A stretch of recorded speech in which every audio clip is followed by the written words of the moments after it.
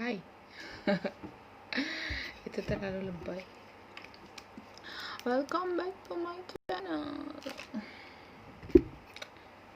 Hari ini males banget bikin video, tapi aku harus bikin karena aku pikir daripada bete. Jadi gini guys, kemarin itu di Kuwait kan berlaku lockdown ya. Kenapa pandangan aku selalu kesana? Karena depan aku tuh kaca guys. Jadi aku tuh suka ngebandingin muka aku di kaca sama muka aku di kamera itu jauh berbeda. Why? Karena kalau di kaca it's real, yani aku agak gelap, kulit aku nggak seterang yang di kamera. Karena di kamera ini ada penambahan efek dari aplikasi kamera yang ada di handphone Oppo ini, bikin aku jadi halus, tidak ada bintik-bintik hitam. Aslinya aku ada bintik hitam. Terus aku juga punya milea di daerah sini. Ini di sini aku ada milea. Cuman karena aku pakai kamera jahanam, ini milea aku nggak kelihatan. Ini ada milea, di sini ada milea, terus di sini juga ada milea, terus di sini dulu aku pernah punya kutil, semacam kutil, tapi aku pikir itu juga milea ya, cuman nggak ngerti. Dulu pernah ada, terus aku pakai obat gitu dia hilang sendiri. Terus ini aku nggak tahu apa, ini semacam tai lalat mungkin.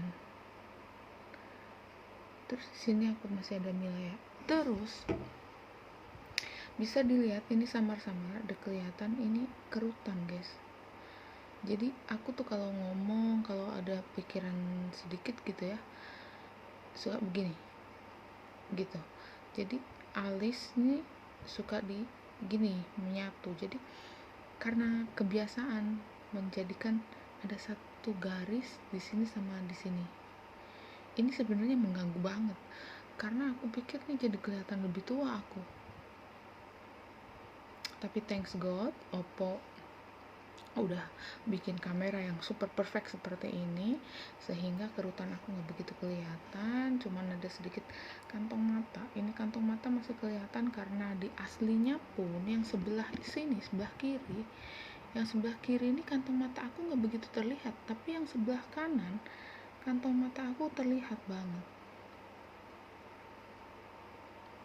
Lalu untuk kali ini muka tirus aku nggak pakai ya, mode muka tirus nggak pakai. Memang berat badanku sekarang turun, antara kalau di awal dulu 98,9, hampir 99 kilo, hampir 100 kilo. Terus aku melakukan diet tanpa olahraga, aku stop semua karbo, aku cuman makan protein sama sayur. Itu sayur juga aku makan cuman siang hari. Selama 3 bulan aku turun 8 kilo, hampir 9 kilo gitu, sebelum aku pergi ke Kuwait sini. Kemudian setelah pergi di Kuwait, aku ada nganggur, jadi nggak kerja selama 1,5 bulan gitu, karena efek pandemi semua perusahaan tutup. Jadi tempat kerjaku juga tutup, jadi kita cuman makan tidur gitu. Dan aku pikir itu karena nggak ada timbangan ya, karena nggak ada timbangan aku nggak tahu apakah berat badanku naik atau berat badanku turun. Yang aku rasain sih pasti itu naik dari 98,9 waktu itu. Pas diet aku turun jadi 91,1 gitu, berarti turun sekitar 8 kilo 8 ons gitu ya. Kemudian dari pihak perusahaan ada yang nawarin, kamu mau kerja bikin muakat dengan kerjaan di luar, mau atau enggak gitu. Terus waktu itu aku berpikir ya, karena kerjaan yang aku akan ambil ini enggak jauh berbeda dengan kerjaan aku yang di perusahaan. Karena kerjaan aku di perusahaan aku CS, cleaning service gitu ya, janitor lah istilahnya, bahasa kerennya, tapi yang jelas ya kita bersih-bersih gitu.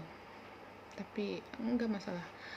Semua pekerjaan baik, semua pekerjaan yang menghasilkan uang itu halal, ya kan? Jadi aku nggak merasa gengsi apa pekerjaan aku dan bagaimana pekerjaan aku anggap itu rezeki dari Allah. Oke, lanjut ya. Kemudian waktu mau Ramadan, datanglah muakat nih, perjanjian. Awalnya aku terlalu banyak berpikir, aku terlalu banyak bertanya kepada orang, membuat hatiku enggak ngerasa klik, nggak ngerasa kayaknya aku nggak bisa deh gitu. Selain berpikir kebebasan, kemudian aku juga berpikir siapa orang yang akan aku temui, tempat bekerjaku ini seperti apa gitu. Aku masih terlalu banyak pikiran. Tapi di sisi lain, kenapa aku pergi ke Kuwait? Karena aku butuh uang, dan uang yang aku butuhkan itu tidak sedikit. Tiap bulan itu paling tidak aku harus punya uang 5 atau 6 juta untuk menutup semua kebutuhan yang ada di Indonesia. Kemudian dalam masa pandemi, lockdown, tutup total, curfew 24 jam di Kuwait itu bikin aku stres. Aku beruntung masih punya keluarga yang memberikan dukungan, masih punya ibu yang selalu mendoakan, dan aku dikuatkan dengan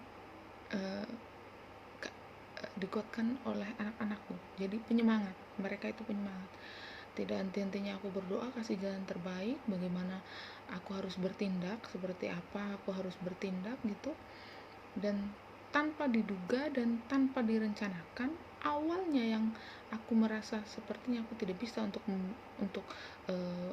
muakat ini, untuk mencari pekerjaan di luar ini, sepertinya aku nggak bisa. Yang notabene aku kerja di perumahan, aku kerja di orang, istilahnya aku PRT lah, pembantu rumah tangga gitu ya.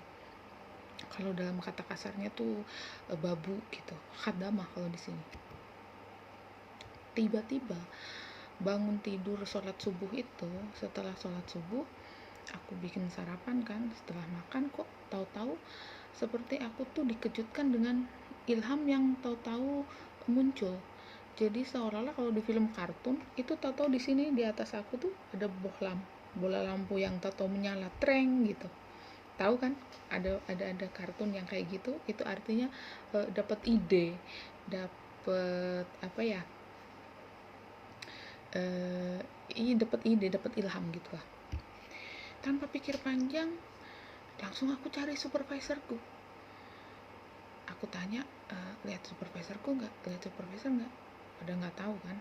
Nah ternyata setelah aku bertanya-tanya dengan orang itu, aku keluar kamar, ternyata aku langsung berpapasan dengan supervisorku. Kemudian aku langsung bertanya apa masih ada muakat yang ditawarkan oleh perusahaan. Kemudian dia bertanya ulang kepadaku, apa kamu yakin mau ambil muakat? Kemudian aku jawab dengan tegas dan yakin kalau oke, aku mau. Selang 1 hari aku berangkat. Waktu itu pikiran kalut, kacau, karena aku belum tahu siapa yang akan aku temui, aku akan bekerja di mana dan seperti apa keadaan mereka gitu. Tapi entah ada dorongan yang benar-benar bikin aku yakin kalau aku bisa ambil pekerjaan ini. Akhirnya aku berangkat, dan ternyata aku bekerja di salah satu rumah yang aku pernah training di sini 1 kali. Aku belum begitu tahu orangnya, cuman aku sudah pernah 1 kali ketemu dia. Dan kesanku dulu, aku nggak punya kesan dia orang baik atau dia orang jahat gitu, jadi biasa aja, nggak ada kesan apapun waktu itu. Dan ternyata this is it, aku hampir 4 bulan di sini. Bahkan sekarang mau meninggalkan rumah ini pun untuk kembali ke Syarikah, kembali ke kompani aku, kembali ke perusahaan aku masih agak maju mundur gitu, karena aku mikir belum tentu aku dapat orang baik seperti dia ini, belum tentu juga aku dapatkan pekerjaan yang lebih oke dari sini ya. Tentang kebebasan mungkin agak terikat ya, bisa keluar, cuman